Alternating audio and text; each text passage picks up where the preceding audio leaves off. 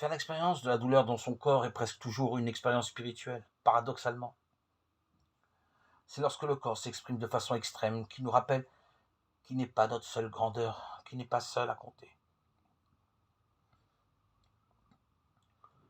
Il nous arrive de passer des heures à ressentir de fortes douleurs, l'incapacité de nous concentrer sur quoi que ce soit la lecture, la musique ou la conversation. Dans de tels moments, notre attention est reconduite irrésistiblement à l'organe qui souffre, comme s'il était le seul à exister. Et il nous crie « Pense à moi, soulage-moi ». Cruelle vérification des propos des philosophes sur le rapport du jeu et du corps.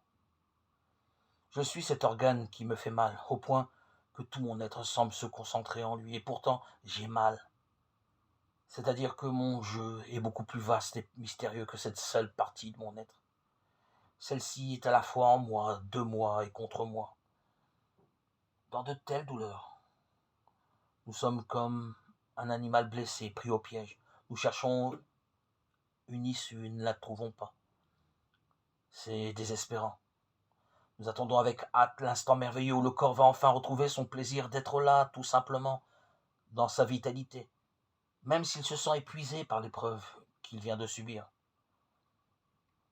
Notre mémoire sera alors dans l'incapacité de reconstituer les sensations exactes que la douleur a fait ressentir.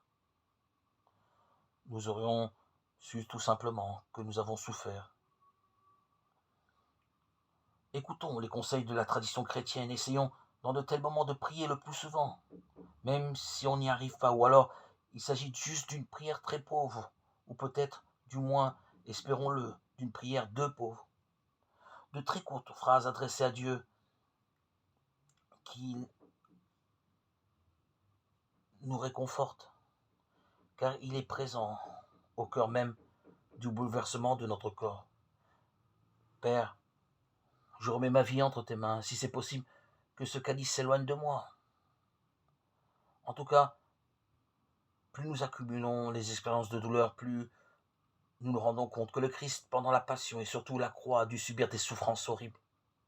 Plus nous réalisons aussi que les évangiles en parlent avec une extrême sobriété, comme si devant l'horreur, seul le silence ou quelques paroles de grande densité humaine pouvaient respecter le mystère de ce qui se vit là et opérer une trouée vers Dieu.